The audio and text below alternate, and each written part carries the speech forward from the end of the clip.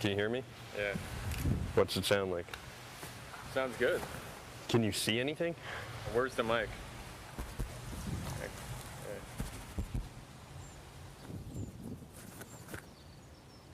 There. Okay. All right, we good? Okay. Good. What are we going to say if I get busted with a camera? We're going to say that you're a foreign exchange student. No, we'll say that we're making a video for my father's birthday and we wanted to surprise him. Nina, where'd I go? Okay, here goes red. No, she can't do that. I can go out, don't you? I'd say take a position. Yellow is dead on red. Red is not dead on yellow, so I can come. Hey, Dad, how you doing? You may not film this. Would you feel uncomfortable? Yes, you may not do it. Just go play golf. Go on. Play golf? Just go play golf. You cannot film this. I'm serious. Somebody here? Yes, this is my son, Jamie. Hello, good to see you. Jamie Johnson, that's my dad. Am I a violation of the dress code? As long as it's white, you're fine. Well, this is so exciting. You know, I don't think I've ever seen people playing croquet in all white before. Well, what do you mean? That is the uniform.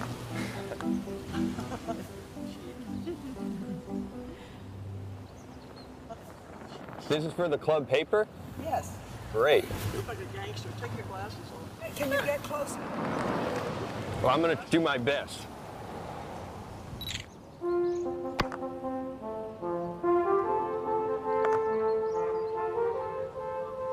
Wonderful shot. Are there teams? Yes, don't you play? I wish I did. Well, you should get your father to teach you. He's good. He's hiding that from you. He's hiding a lot of things from me, apparently. It's an interesting game, Yeah. because you can use other people's balls. What a cheer now. Kill, kill. Are you in college? I graduated from New York University, and I've been working on documentary films. How? Really? Yes. What kind of a documentary are you doing? Actually, it's about wealth and issues of social class and things like that in America.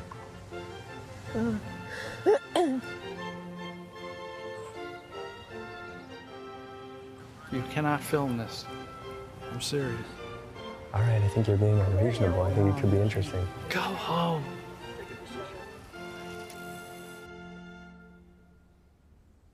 This is really what makes a family great. The center of a family, what I see is a white, beautiful sphere of pulsing energy, inside of which all of you sit. And you're all atoms growing energetically, helped by each other.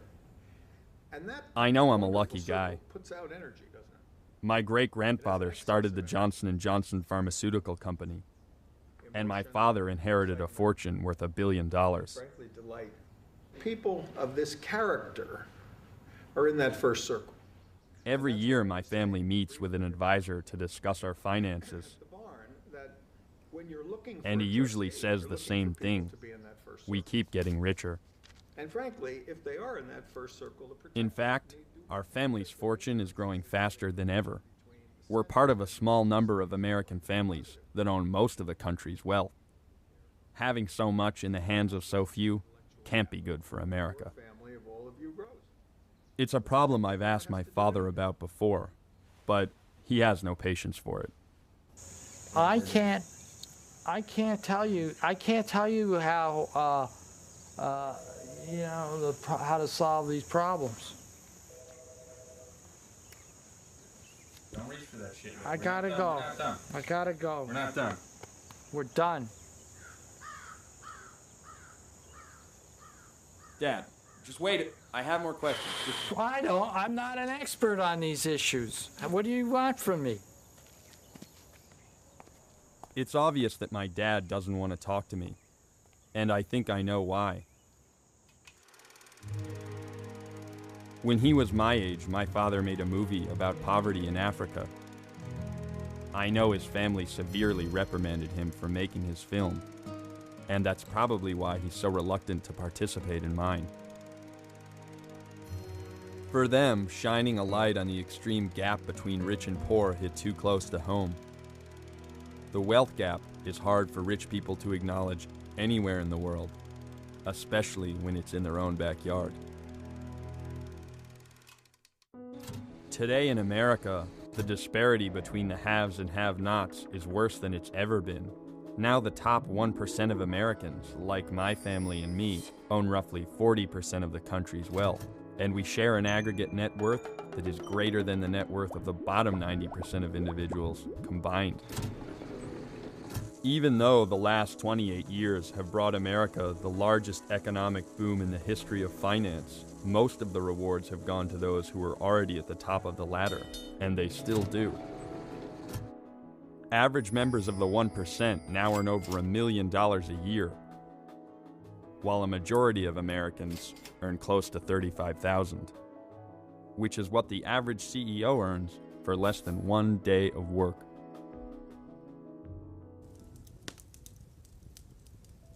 No one has watched the rich get richer more closely than my family's financial advisor, who manages the fortunes of some of the richest families in the country. Jamie, I'm not against you making the movie. The movie is fine for you to make. It's good for you to have something to do with your life, and it's a good project, but you don't know what the hell you're talking about. You have no idea the scope of and the impact of what you're saying is. And before you know it, it has had unintended consequences which you can't even imagine. And it becomes bigger than you ever thought, and it's taken forever to get to where we are. You don't need to go blowing up the apple cart, you know? It's crazy. I hate to see you doing this to yourself. What about the facts and figures, though? I mean, what about the data? You're making a fool's argument, and it depresses me to see you doing it. And you should just do a little bit more work on it.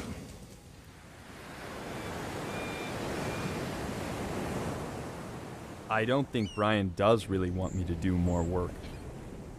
When I asked him for the names of other clients I could talk to, he refused to give them to me. So without his support, I'm using my family name to enroll in one of the most exclusive wealth conferences in America, where the wealthy go to discuss strategies for keeping their fortunes growing. The average net worth of the families that attend our conference is confidential, but it's a pretty large number. There are multi-billion-dollar families represented, a number of them as a matter of fact, according to Forbes magazine. We don't ask for financial statements, of course, when people register, but we do query them to make sure that they are a sophisticated, qualified family in order to attend. I would say the average in the group today, probably around 300 to 400 million, certainly some smaller than that, and obviously a number of them much, much larger. I mean, there are people who are looking for funding for their projects that would kill to get into this meeting. That's right, absolutely, and we make sure they don't get to get in.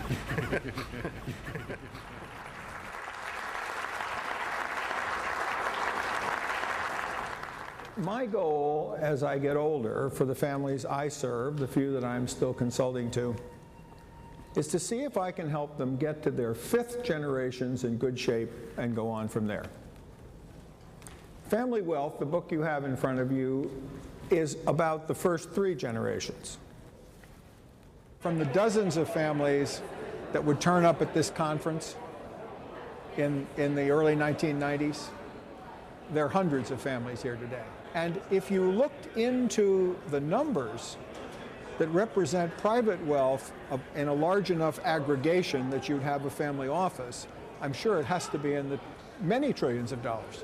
There is much greater good done by the people with the wealth in creating jobs, creating business opportunities, and in philanthropy than otherwise. And I would say that it makes more sense to me to encourage business ownership, encourage wealthy to generate that wealth so that wealth can then be shared rather than take it from individuals to then redistribute it through social policy and transfer policies of Medicare, Social Security, etc. I hope that didn't come out sounding crass, by the way. You know what I mean? It's like, I don't want to sound, okay. You know what I'm talking about? It's like, don't take the money from me.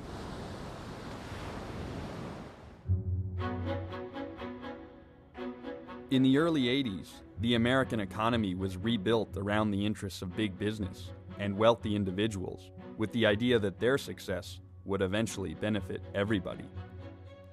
This trickle-down policy was the brainchild of the economist Milton Friedman, who got a Nobel Prize for it in 1976, and now his ideas are more popular than ever. Please be seated. Thank you all very much. It's an honor for me to be here to pay tribute to a hero of freedom, Milton Friedman. He has used a brilliant mind to advance a moral vision. I've studied, the basics of your theories, and I've read about you in high school economics textbooks. Now tell me something. You say you've read some of my work. Have you in fact read Capitalism and Freedom? Well, in school, you're assigned readings, you know what I mean, and then they Xerox it. Okay, let me go back again. I'm just trying to see how much of a faker you are. Okay. Since the 70s, the gap between the rich and poor has been growing. But what's happened to the level of income of the poor? It's risen, but in comparison to the top of course. 1%, very, very minimal. But would it be better if it hadn't risen at all? Would it be better if you had kept the difference the same, but no growth in the bottom? Well, if we curtailed growth at the top, you'll kill the growth at the bottom.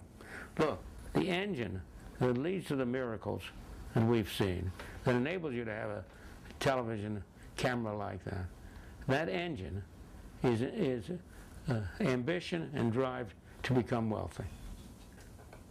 People say, well, isn't it selfish that you want to get ahead?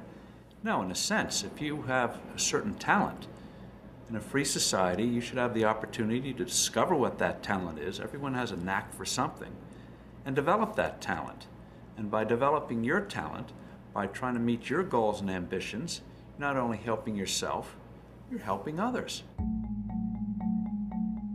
You might say I came to the attention of top management at a fairly young age. As my father said, there is nothing wrong with nepotism as long as you keep it within the family. And this is a chateau in Valois, France, where we do some of our entertaining for Forbes International. And the Highlander is used 2 or 3 nights a week by marketing and advertising. Sometimes you have to spend money to make money. Capitalism is, I think, a moral system. And this idea, in our popular culture, you see it in every novel, the businessman's the heavy. In Hollywood, the businessman and the corporation are always the font of evil. But in the real world, even if you have an unpleasant personality, even if you're the kind of person that make babies cry, and you're just out for yourself, you're not going to make it unless you're doing something for other people. And given all the flaws of human nature, the system has worked. Everybody has a sinful view of making money. Our stores that made the most money had the happiest customers and best co-workers. They were always the most motivated. And there's a relationship between profits and those things. It's not a sin to make money. The first store was this lunchroom. Imagine a line straight back. And they see that extra part back there? That wasn't there. This window wasn't here. It's from here back to that wall and over. It was about 100 square feet. You with me? Here to here, here to here to here. And then have a sliding window here. You couldn't let the customers in, right? Because there wasn't enough room, so everybody had to wait outside. The Xerox machine was there, and they sold these notebooks. First day in business, some guy who was for Kurdistan, cool country, I love it. Before I opened up, in the middle of the night, like at 9 o'clock, he gave me a $50 job. So I've loved the Kurdish people ever since. It was called Kinko's because of my nickname, because I had this kinky hair. And if you think of it, the first thing a baby learns is goo goo gaga. And you think of good businesses like Kodak, Xerox, Google. People remember strong consonants. That's why Kinko's was a good name. But really, I had this big curly hair, and before being called Kinko, I was pube head. So I thought Kinko's was better than Pubos. Do you want to make hundreds of millions of dollars on top of what you already have? Yeah. Yes, hell yes. Yeah, I want to make a hell of a lot more. Can you tell me about that? Well, one day I'd like to go to the moon and look at the planet Earth and say, that's part of my portfolio. It sounds ridiculous, but Paul and a few people like him really do own the world's portfolio. And when you start to look around, the disparity is hard to miss.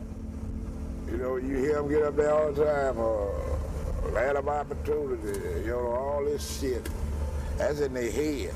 They must don't ride through the same neighborhoods I ride through. They must don't go through the same towns I go through. They must don't visit and see the same people I visit on a daily basis.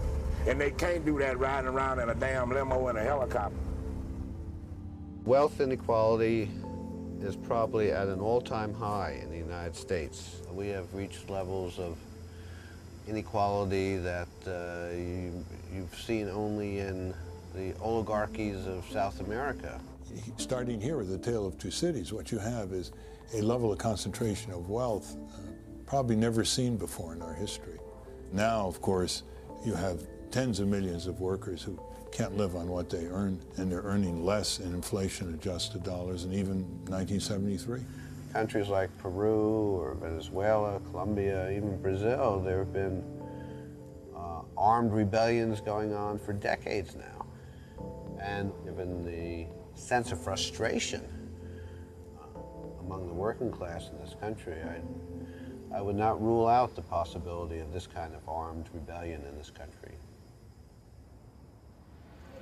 It's hard to say why that particular bullet was shot, but you know, it's a neighborhood where a lot of things are changing, where a lot of people are upset, where people have been pushed out of their homes by real estate value, not being able to pay their taxes, whatever else.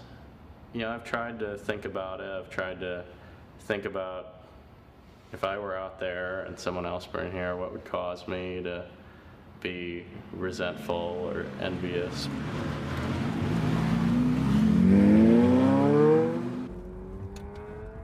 The south side of Chicago is one of the poorest inner-city communities in America. But now rich people are moving in and creating some serious changes in the neighborhood. Mr. Pants? Hey, Mr. Pants. Come on in, Mr. Pants. Pants. Mr. Pants is my second kitten. I had a kitten growing up, and when I went to get King, my first Mr. Pants, my father told me, you don't have to buy the first kitten you see. Well, I walked in, he kind of came over and purred, and I was like, oh, I want that one, you know. First kitten I saw, I bought it. Well, buying a condo was kind of similar. I walked into this room and I said, wow, you know, I've been in a lot of the coolest houses in Chicago. I've never seen a room like this. Let's get this condo. So I got with my dad and we talked about it. And I said, wow, I gotta like run to an ATM and get the deposit and whatever. I was just freaked out about it. 30 days later, I owned the place. And I haven't regretted the transaction since. It's a very thought-provoking place. You see the train go by and you're reminded that there are other places in the country other than Chicago. And you see what used to be housing projects and are suddenly condos, and you wonder what impact you're having on the city and who lives here, who can afford to live here.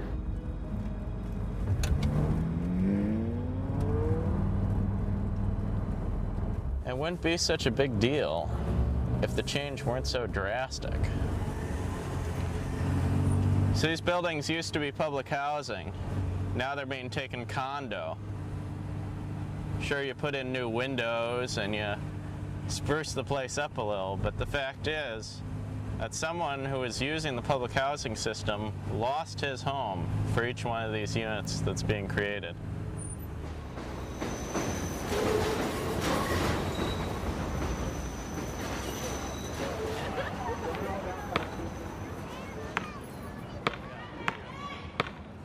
It's happening too quick. The new stores and everything, and the new houses is too quick. The subway right there, all of this is, I mean, it's too quick. It's too make-believe to be true. Because like 5 years ago, you would have never dreamed that those nice condos would be there, and then the subway would be there. Overall, I think gentrification is a tool that solidifies the stratification of classes. There are people who live in an area that becomes 100% people like them. 3 big tools have been used in a lot of areas. First, you build a big police station. Secondly, you tear out all the basketball courts. And lastly, if there's a local public school that poor people attend, you tear down the school. They closed 3 schools up in our neighborhood. The middle school, the high school, and the baby school. Why? They closed 3 buildings. I don't know. I guess they trying to push us out the neighborhood. It's decent people living in the project. You know, pay their rent, people work. You know, everybody ain't the enemy. Just say that. Hey, what's happening? You lived here? Yeah, I lived here approximately my whole life, 28 years to be exact. So this is the garbage they put up here that they supposed to have been taken down because the problem they had is fixed.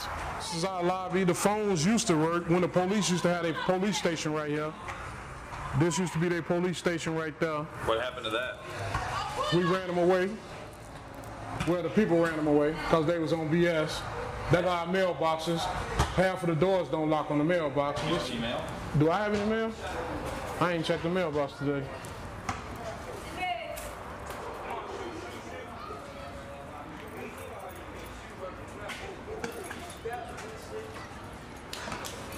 No, oh, I got a bill.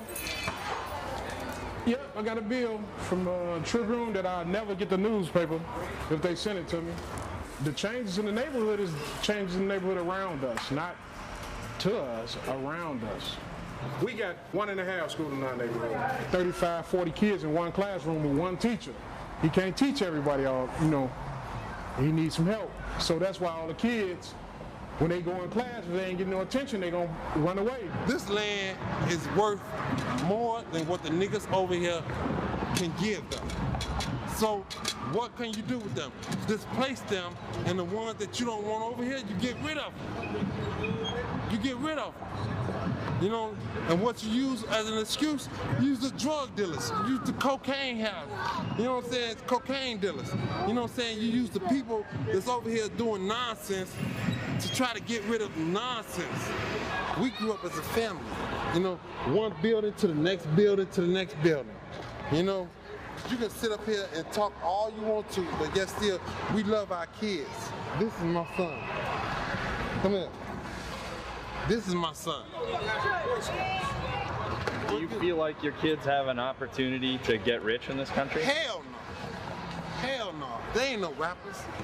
My kids ain't gonna be rappers. They ain't gonna be rich. It's easier to just cleanse the earth of these people, send them to the far reaches of the universe, and the mayor's office will build a big police station, build a bunch of townhouses, the yuppies will buy in and bougify it, and suddenly we'll have a community. Yeah, there'll be a bunch of people displaced. Yeah, there'll be a bunch of crime problems, but it's easier. We found the easy solution. Charles Darwin did not invent the term survival of the fittest. That was Herbert Spencer, a social Darwinist who thought that if we just allowed the rich to get richer, that was good for society because we want to discourage the poor from having a lot of children and basically surviving. That kind of social Darwinist notion has stayed alive in certain quarters, and I believe that it is there behind much of the economic policies we are now seeing.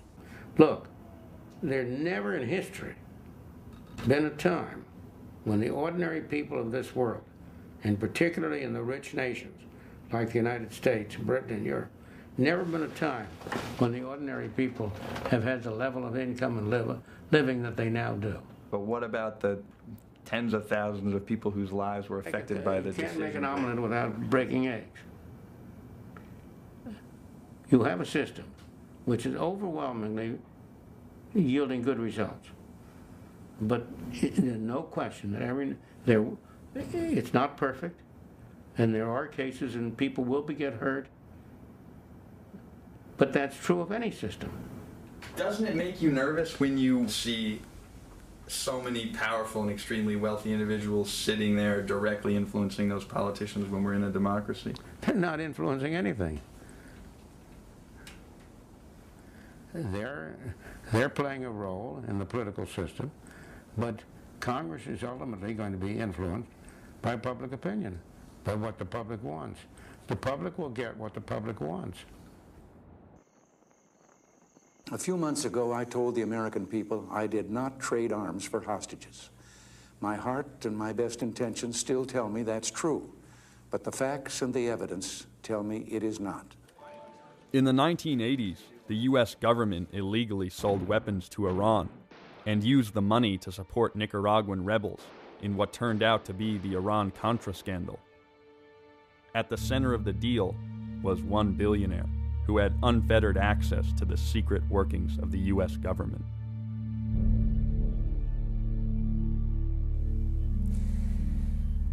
We got involved in this Iran-Contra story, which unfortunately backfired a little bit on everybody.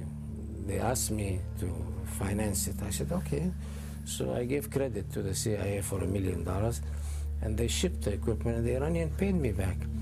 It was supposed to be a hush-hush operation. As business people, we have ways of manipulating the government officials, and they have ways of manipulating us. I take advantage of opportunities that come. In all relationship in the world, when you have contact, like if I have contact with you now, I'll call you when I arrive in New York and say, hi, Adnan, I want to see you. I have to, it's nothing abnormal. You probably will take me out to dinner and introduce me to another person who I make business with.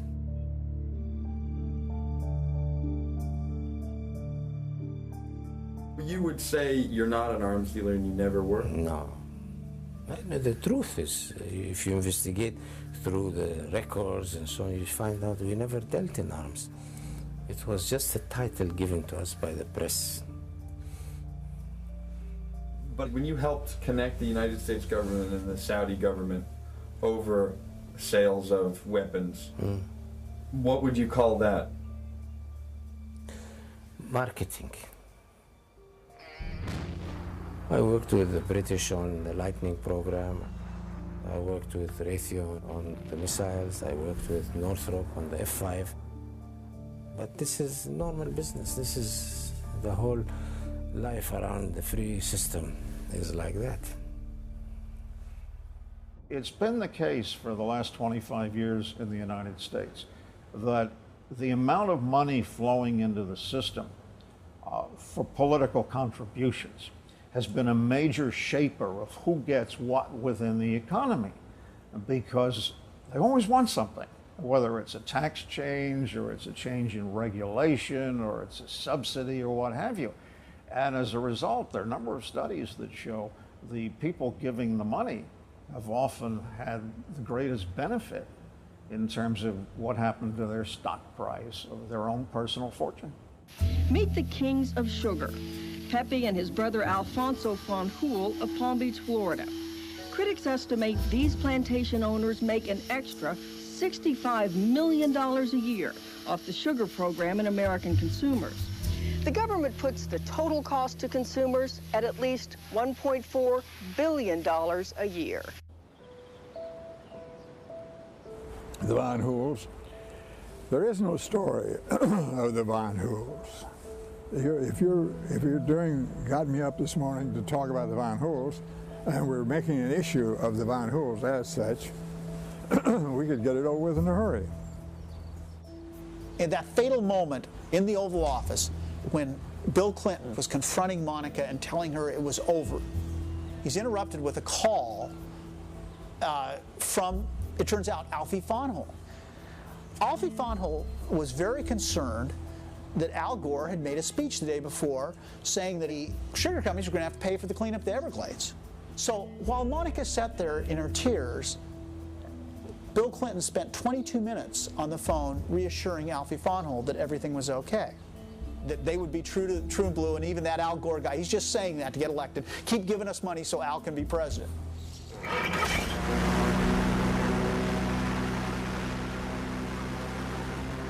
Nobody knows exactly what it costs to produce a pound of sugar in the Everglades, but it's the second most profitable crop to tobacco in the United States, and it has made the Van Hool family extraordinarily rich. The incredible thing is that for every pound of sugar grown in the Everglades, and we're talking about hundreds of millions of tons, the American taxpayer guarantees a price of 22 cents a pound, way above the world price of 7 cents a pound. The sugar program is a combination of import quotas and a guarantee that the government will buy any surplus. It limits dramatically, it limits to almost nothing the amount of foreign sugar that's permitted to enter the U.S. That means if you need sugar in the U.S., you have to buy it from the U.S. sugar producers. And that results in the price being artificially raised. There's a shortage, usually, and so the U.S. price of sugar is higher than the world price. So you can go to Canada and the price of sugar is 1/3 of the United States, or Mexico is 1/3 of the price in the United States. And they guarantee the price. So if there is too much sugar in the United States, the federal government will buy the sugar at the high price. It makes zero economic sense. Here the country's running a $500 billion a year deficit, and we're subsidizing sugar production in the Everglades, which is damaging the same system that we're spending hundreds of millions of dollars to repair. If you really think about it, it's nonsensical, it's even comical. If it wasn't so hideous, it really would be laughable.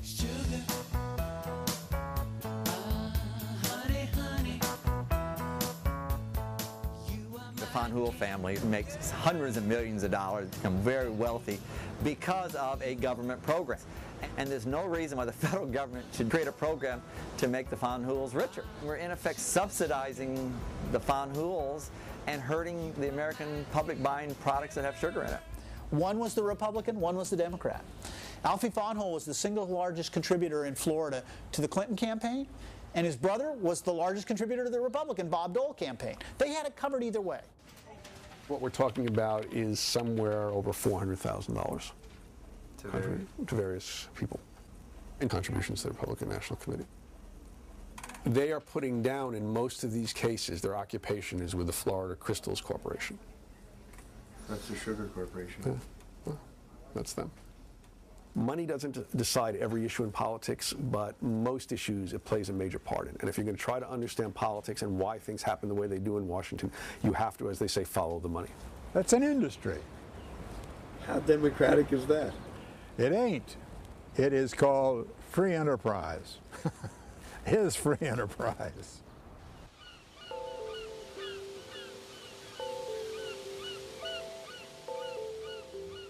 While Alfie and Pepe Van Hool get richer off government programs, the towns where they base their businesses sink deeper into poverty. Well, this city of Belgrade is a labor community because we have a lot of agriculture in the area. Sugarcane being the largest, and it has a vast majority of ethnic backgrounds, or what's that word I'm looking for? Ethnicity.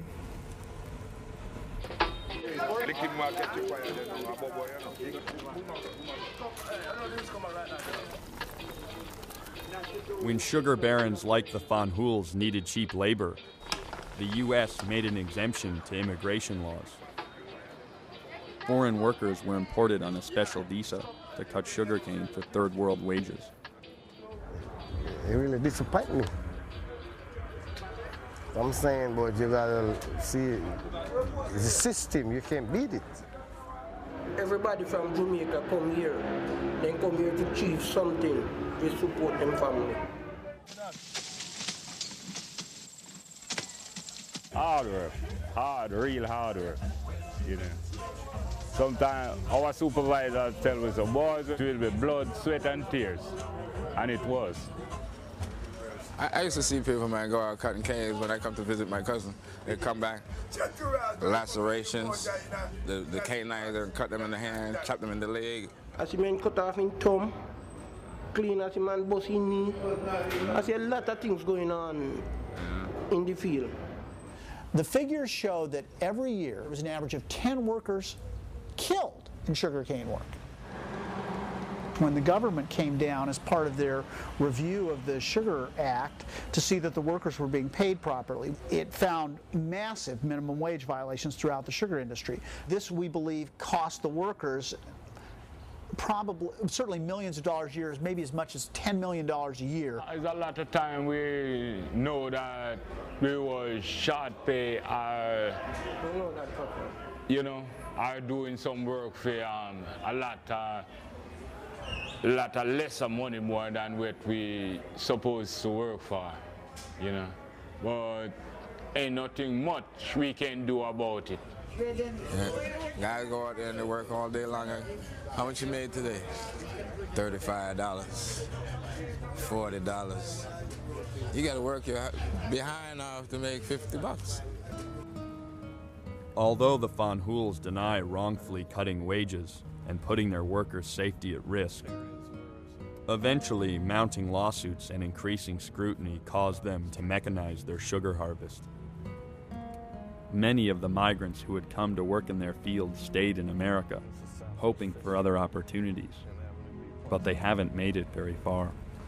Do you think it makes it difficult for the people living in that community to change their lives when they're raised in that community because they live in those conditions?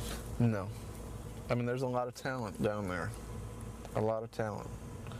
You know, this community here has produced several famous football players. Okay? Fred Taylor for the Jacksonville Jaguars. So that's the way they... I mean, that's just one of the ways. Jesse Hester used to play for the Colts and the Raiders. His family lives right back here.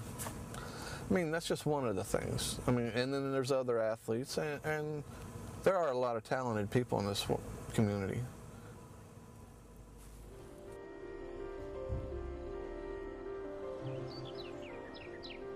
It's hard to believe that just a few miles down the road from Belle Glade is one of the richest towns in America, Palm Beach. The contrast between the two communities is astounding. But most rich people have come to accept the blatant inequality as a way of life in our country. I know my father is different. He struggles with it. Yet every time I turn the camera on, his instinct is to keep quiet. We're in the middle of the meeting, you come in with the camera. We don't want to talk on camera about what we're doing. Well, I just think, you know, if we're secretive... Secretive about what? About wealth, about the American aristocracy. Well, it's written up in every paper twice a year. They tell you with a nickel how much you're worth. What's the secret? Why can't I be secretive? Every man's house is his castle in this country. There's nothing wrong with shedding light on that and revealing it, and then hopefully it corrects itself. Well, I want you to be careful, and I mean that. It's you know, your personal family. Well, you made your movie, and now you don't want to talk? Jamie, what is so dark here? What do you think is going on? What are you talking about? Take this camera and your film and do another person or another family. It's not going to happen here. It's frustrating, because I know when my dad was my age, he had something to say about social inequality.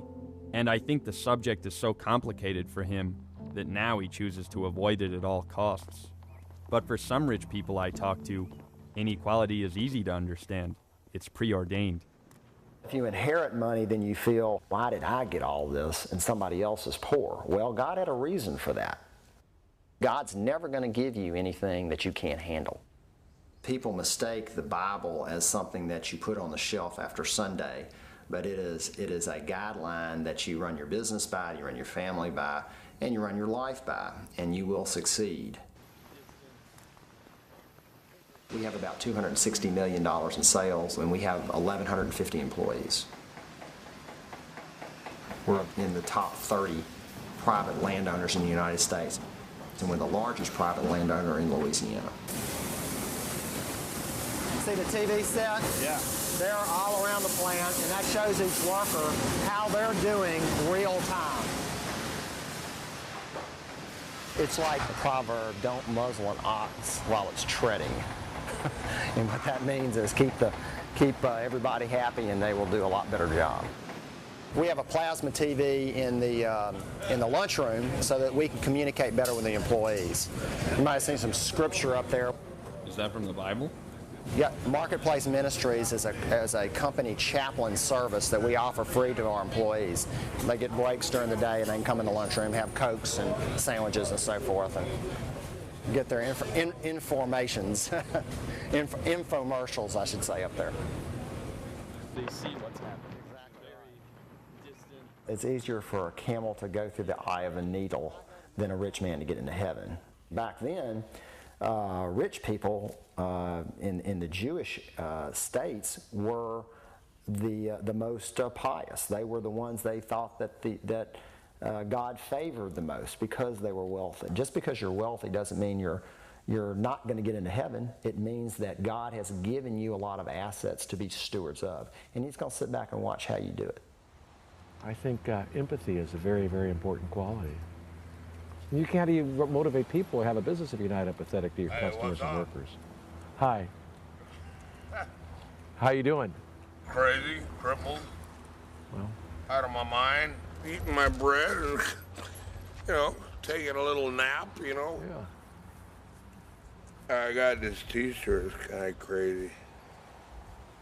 what's a good, black and white's a good combination nowadays. Oh. Go. 50 cents. 50 cents, that's good. Hey, you got $1? Okay. That would really help me out. I can go to the store and fix myself up. Okay. Hey, thanks for coming by. Hey, cool. And what is your name? Paul. Hey, Paul. What's up, Nice to Paul? see you, buddy. Take care. I don't usually give homeless folks money.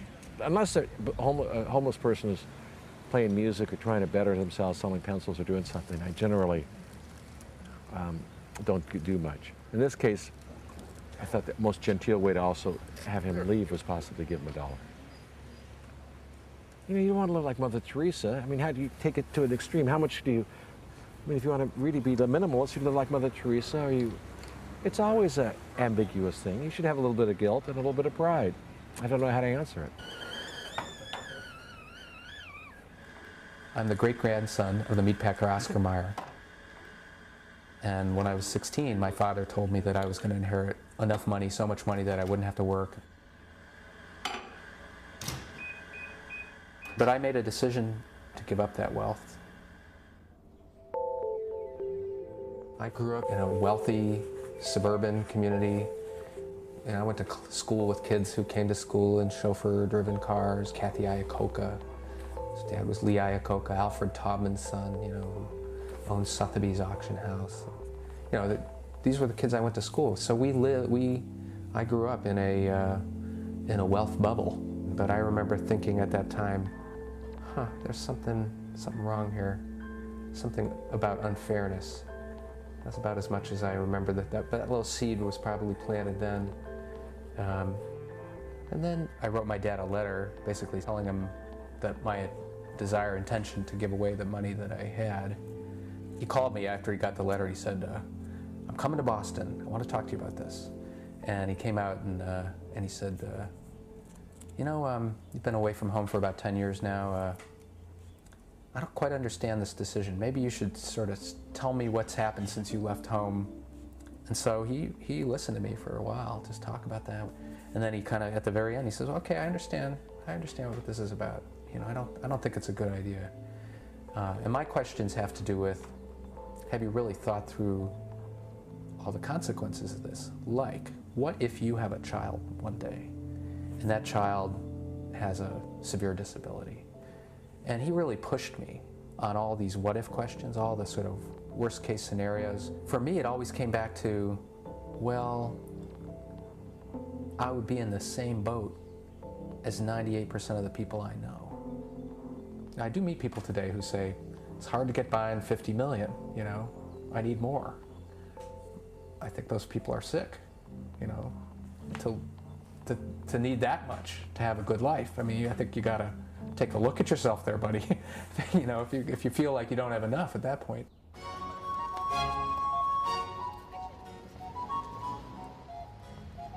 I'm in Los Angeles and I'm staying at the Beverly Wilshire. People ask me why I stay at the Beverly Wilshire rather than other more trendy hotels. And my answer, I think it's an important point of distinction, is that I'm really not interested in being cool, I'm interested in being served. I'm from Italy, and in Italy I possess money, but also notoriety.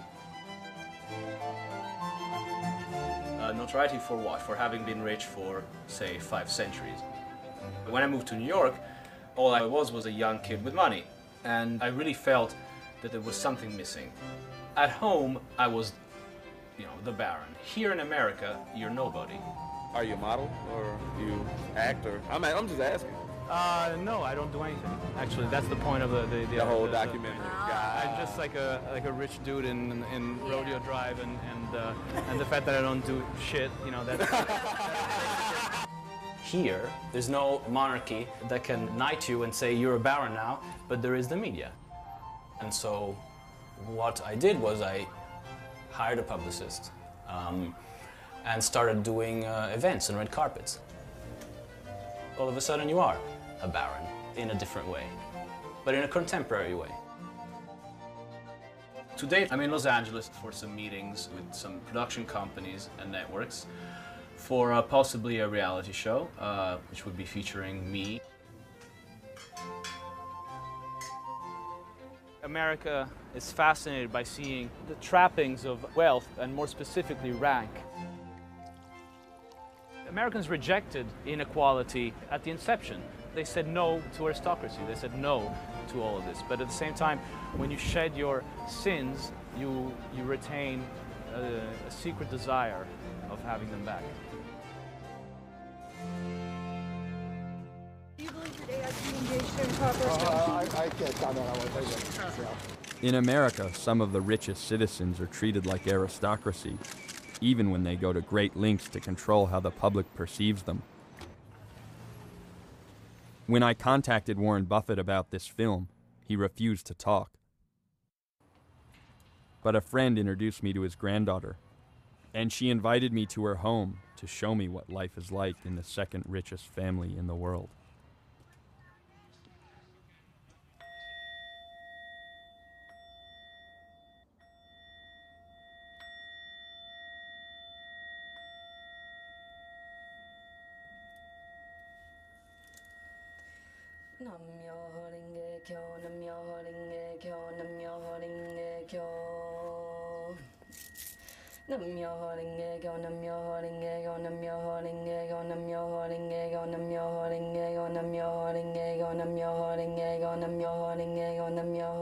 I think when we can really let go of excessive stuff and the need to, you know, kind of have excessive stuff is a real, there's a lot of dignity in that. I've been very blessed to have my education taken care of, and I have my living expenses taken care of while I'm in school. After we're out of school, we don't get any money from our family. I work for a family here in San Francisco. I do a lot of organizing of just things in their home, organizing of toys. I'm actually pretty good at looking at a very messy closet or space and making order out of chaos. So that's something I'll do before the kids come home, and then usually when the kids get home, I'm responsible for very general things like bath time and dinner time and homework time. I think it's a very weird thing to be working for a very wealthy family, considering I do come from one of the wealthiest families in America. And I feel that the family I work for feels a bit of humor around the fact that I am from one of the wealthiest families, a wealthier family than I believe they are. I don't want to make any assumptions, but I think that might be the case. And I think we all kind of find it odd and also just wild and a little bit funny that that's the case.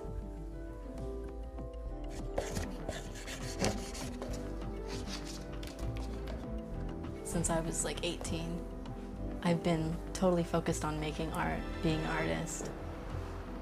I transform a lot of my questions, doubts, and fears through art.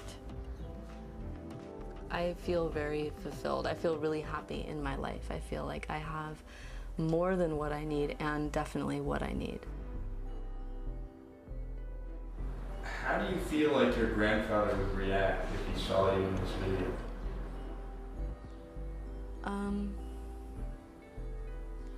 I definitely fear judgment.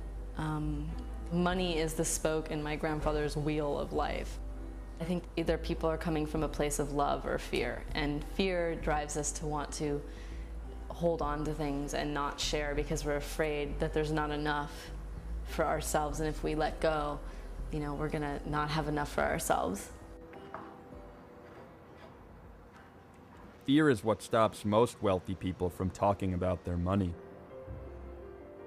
In many cases, children in wealthy families are nervous that they're going to get punished for what they say. I don't think Nicole or I expected how severely her grandfather would react to her presence in this film.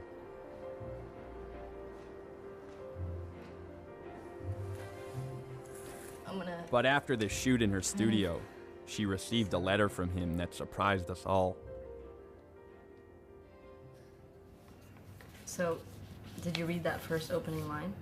No, do you want to? I read, "Dear Grandpa, I guess In the letter, he states that their relationship is over and that she is no longer a member of their family. The rest of my family adopted you as a niece or a cousin. Because I was in this film, you know, it has made Grandpa, you know, upset to the extent that now he's going to say I'm not his real granddaughter."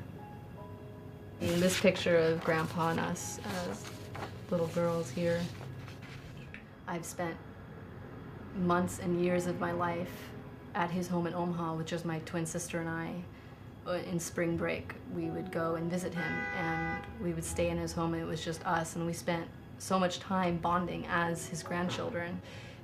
Money is a part of life. You have to make money to live. And so, but I think that when that element of necessity is taken to an extreme, there's an imbalance there. And with that monetary imbalance comes an emotional imbalance. At the same time of Nicole's struggle with her grandfather, Warren Buffett came out and announced that he was giving a majority of his fortune to charity. I asked Nicole how she felt as the world celebrated his generosity. I feel that who my grandfather is publicly, as a public figure, and who my grandfather, Warren Buffett, is as a grandfather, as a father, as a brother, as a son, are two completely different things. Warren Buffett's reaction to the film ended up in the newspaper. My family started to get nervous, and they called me in for a meeting with my father and his financial advisor. Jamie, I don't agree with the thesis of your movie. I don't respect the way in which you documented it. I don't know that you're right. I mean, I think this movie's taking a good direction. I think so far I've learned a lot, and I think if anything what I've seen suggests that some of my original thoughts about it were on the right track. And I don't understand why your resistance would be so severe. I mean, if it's not a threatening thing, then why are you reacting this way? No, Jamie, I'm not freaked out by the project. I'm disappointed in what you've conspired to do with it. Jim, you think Brian's right?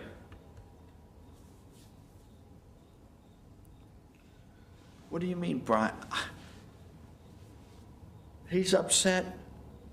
I can understand it. I'm not sure whether he's right or wrong, but I feel like this movie is a good idea, and I feel like I've got to go forward with it either way. I can't take anymore. It's too much for me.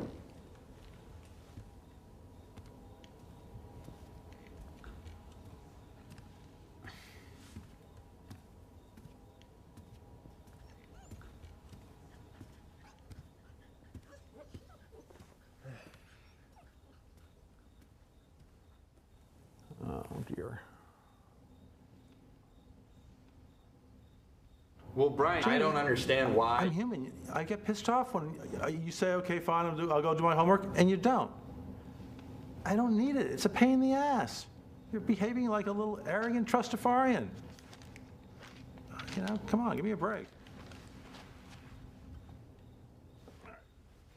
I'm not surprised that Brian is upset with this movie. His job is to ensure that members of the 1% keep getting richer. And for him, the growing wealth gap is an indication that he and people like him are doing their jobs. But not all rich people see the growing wealth gap as a good sign. For some, it's a problem that needs to be reversed. People who have been enabled to accumulate very, very large wealth have an indebtedness to society for having made that possible. They live in a place which generates individual wealth. The creation of the microprocessor, the human genome research, the internet, none of those things would exist but for the $90 billion that the federal government spends every year on basic research. People don't really see the role that the use of tax dollars plays in making our economy so vibrant. Hold on. What if we had a slightly more aggressive tax system and supported the bottom? You would have less growth, and the bottom would be poorer. Would in the end up worse off. You would do harm, not good. Look, people don't pay those high taxes. They find ways of getting around it. And you're never going to be able to stop them from finding ways to get around it. I mean, I think there's definitely merit to that, and I certainly wouldn't advocate socialism. Well, you are advocating, excuse me, don't talk that way. You are advocating socialism. That's exactly what you're advocating. You're just not willing to call it socialism. I'm just advocating a slightly more progressive tax structure. That's socialism. If you're going to have a society of balance, the load of the taxes have to fall on the people with the money. And I don't resent the very wealthy. As a matter of fact, I'd like to be one. But I do think that many of the wealthy people understand that they could probably pass a little bit of another tax break to have a little left for a head start. Back in the old days, you would tax passive income, meaning dividend and interest income, differently than salaried income. Right now, a guy making money from dividends pays 15% tax, but a soldier over in Iraq pays 40% tax, 30% income tax. Imagine the idea of a worker going to a foundry every day, heat, dust, working. Imagine a society that says to that foundry worker, you're going to pay more share of your income in federal income taxes than the multi-millionaire is going to pay on his or her dividends and capital gains. Entrepreneurs and small business owners are also singled out for punishment by the estate tax, better known as the death tax. When you die, if your assets flow to your descendants, then the descendants that receive it are required to pay a tax on that transfer. The estate tax in itself is really, to me, anti-American. It is a redistributionist type tax because that money has been taxed and taxed and taxed all throughout your life, and then they tax it again. Taxes on estates are criminal, but and are unethical, in fact. The estate tax, in about 5 years, will only apply the federal estate tax to about 4,000 estates, the real rich estates, 10 million and above. Maybe it's even less than that. But the propaganda by the Republicans and the rich have been so relentless that most people think, gee, my estate should go to my kids. The federal government shouldn't tax it. You don't pay the estate tax unless you are already extremely wealthy. It's mythological that this is for small farmers or for small businesses. No, we're talking about the wealthiest people in this country. I remember in 1997, there was this big push to abolish the inheritance tax, and at the time I was like, wow, where did this come from? Now I know that the Mars family and the Gallo family and all these enormously wealthy families bankrolled an effort to abolish the inheritance tax. Forrest Mars, net worth $10 billion, lives in Virginia and wants to get rid of the estate tax. I mean, how much money does he want to pass on, It was December 2000 that I got an email from Bill Gates Sr., the father of the founder of Microsoft, who said, how can I help? He said, the idea that we would eliminate the estate tax is just wrong. He says, well, I'll call Warren Buffett and George Soros and Paul Newman. And so I said, all right, you call your friends and I'll call my friends and we'll see what we can do. I'm here talking to people in the Senate about the federal estate tax bill. The Republicans are trying to repeal it. Their constituents don't like to pay the tax, and they're trying to help their constituents by repealing it. How's everything in Seattle? We are developing a very serious wealth disparity. And the fact of the matter is that the disparity has developed even though we do have an estate tax. So I hate to think how bad it would be if we hadn't had an estate tax over this time. If we continue to reduce the estate tax on the schedule we now have, it means that we are going to have the children of the wealthiest people in this country owning more and more of the assets of this country, and their children as well. We're going to have family dynasties of a sort that we had in the late 19th century. Meanwhile, the rest of the country is going to have to be paying more and more in taxes to keep us safe from terrorism, to make sure we have roads and bridges and education and the minimum amount of health care we do, Medicare and Medicaid. It's unfair. It's unjust. It's absurd.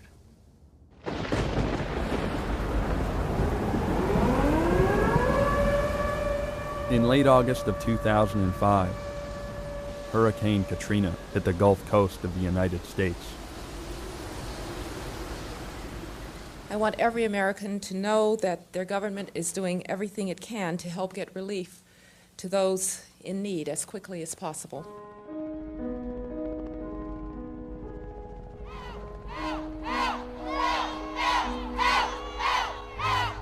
They told us if you want to be rescued, go to the Superdome. All of a sudden, now they're telling us go to the bridge.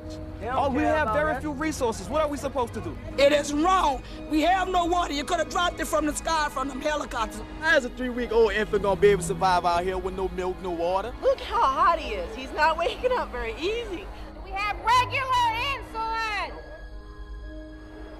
There were like bodies floating past my front door, you know? Bodies floating past my front door.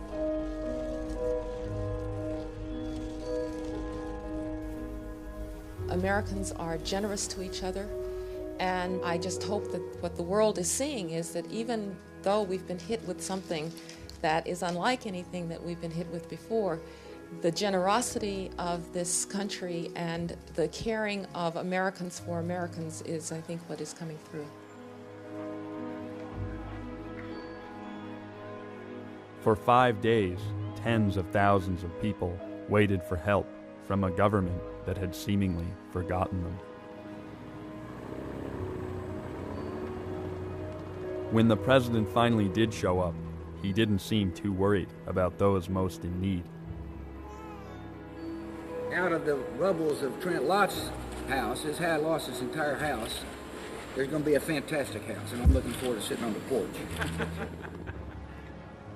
While the president enthusiastically planned his future visits to Trent Lott's beach house, thousands of people waited outside the Superdome for food and water.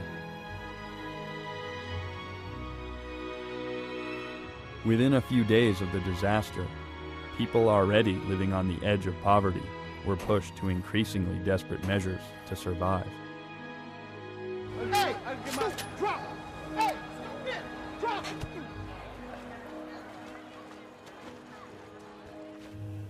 It was the poor, the people that didn't have an opportunity to buy a ticket, or didn't have an automobile to get out of New Orleans.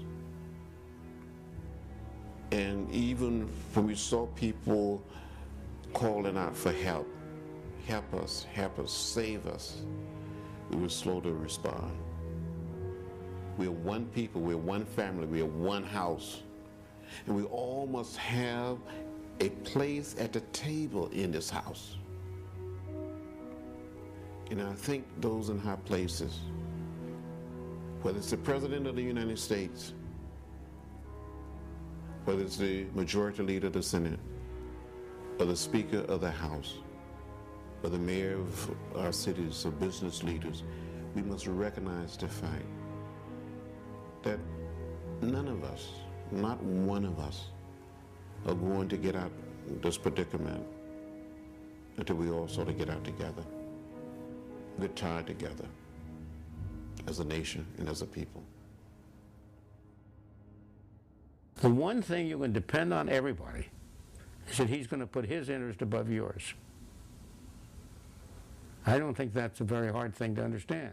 Well, aren't all these signs that we're starting to see in America that are emerging in America? What signs? Didn't they all apply to past civilization? We're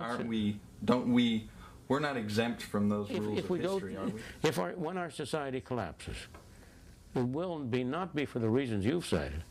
It will be because our government has grown too big, because we have not held government down to size. I'm nervous that because we're not asking the right questions, because we're not willing to curtail our rapid growth, because I think it's time for you to get out of here. We're at the stage now where the gap between the rich and poor is growing. You've exhausted my patience. I have. There is no equality in life. Forget about it. We are what we are. We are created layers over each other. This is it. There are the waiters that serve you coffee, there are the cooks, and there are the people who will buy the facilities and enjoy it. What can you do? That's life. I think that what we've seen in the last 20 years is reckless because of where the United States sort of is at the top part of its trajectory going down. We use too much oil. We make too much money out of finance. There's too much debt. There's a recklessness about resources, a recklessness about borrowing, a sense that it's always going to be up, and away for the United States that serious study just doesn't support. America has been blessed because of its Judeo-Christian background, its alliance to the Ten Commandments, and its laws were based upon that. And that's why it's been blessed. If it gets away from that, it will fail. In the progressive era, in the first decades of the 20th century, we had a huge gap in income and wealth between people at the top and people at the bottom and the working class. Our cities were festering. The rich were capturing more and more power and wealth. But what did we do as a society? We didn't have a revolution. We didn't turn to socialism or communism or fascism. We reformed ourselves. The progressive era was an era of reform. We adopted a graduated progressive income tax. We regulated corporations. We busted up the big trusts, the big monopolies. We made jobs safer. We provided eventually, by the 1930s, unemployment insurance and also old age insurance called Social Security.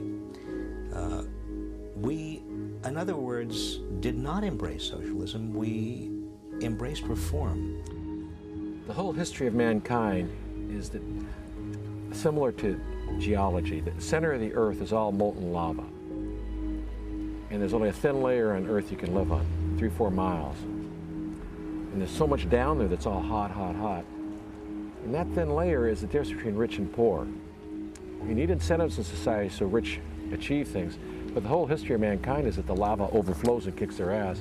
I think there are more and more really wealthy people, still small in number, who are basically saying we cannot continue this devastation of the lives and hopes and rights of tens of millions of our fellow Americans. That it's not smart from our point of view. They're multi-billionaires, but they're beginning to be fearful of the future.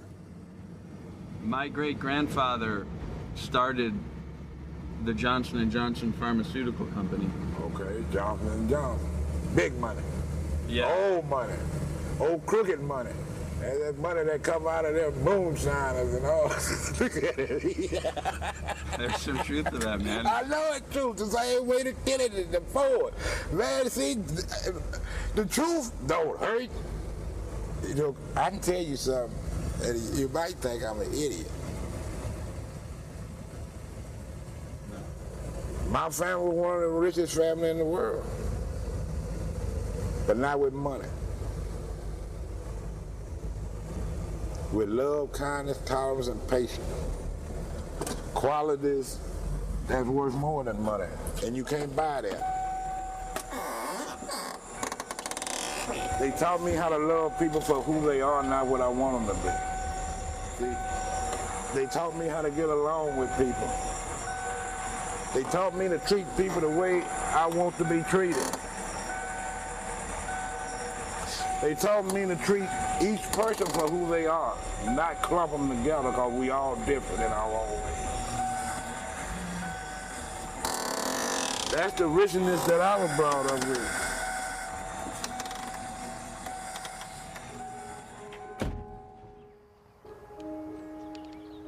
I know making this movie's been a little bit complicated for you. It has been complicated, Jamie.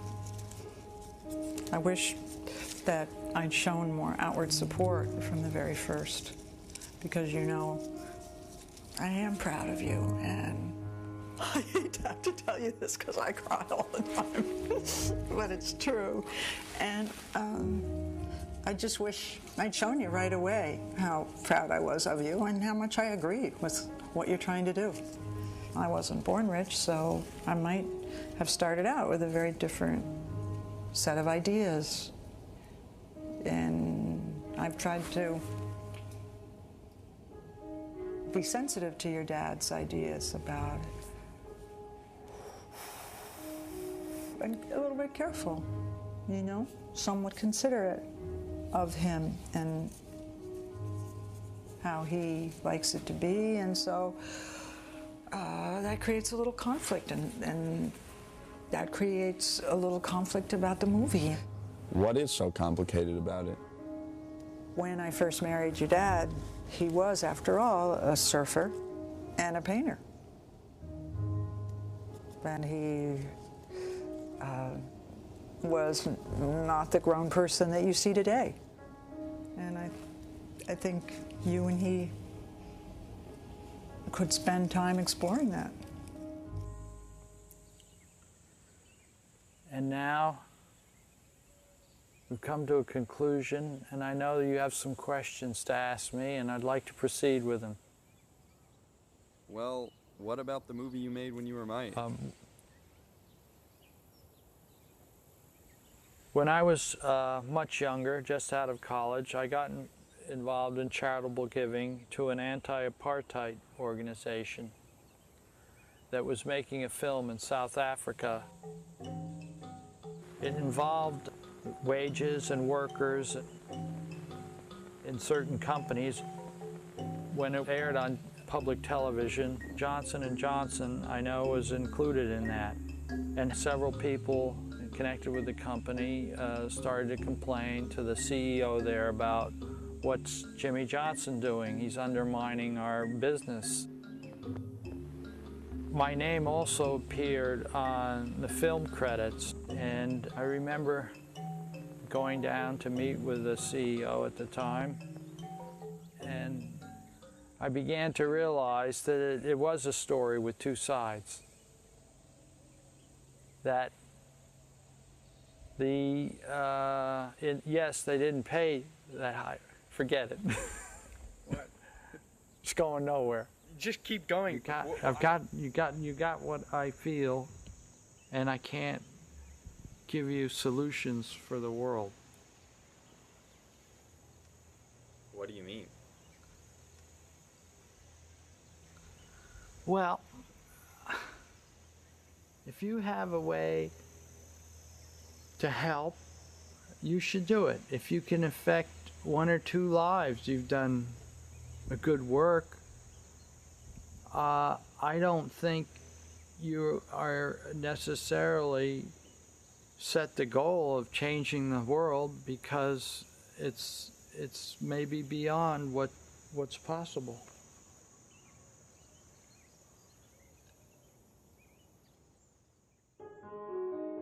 I'm proud of my father for making his movie. It's surprising it took him so long to tell me about it, but the scolding he got from the company clearly took a toll on him, and it explains why he hates talking about money. Unfortunately, many rich people feel the same way as the executives who confronted my father. Self-preservation has given rise to the growing wealth gap in America. And the bigger the gap gets, the more removed wealthy people get from the world around them. But if you're always hiding from the problem, you're never going to find any solutions.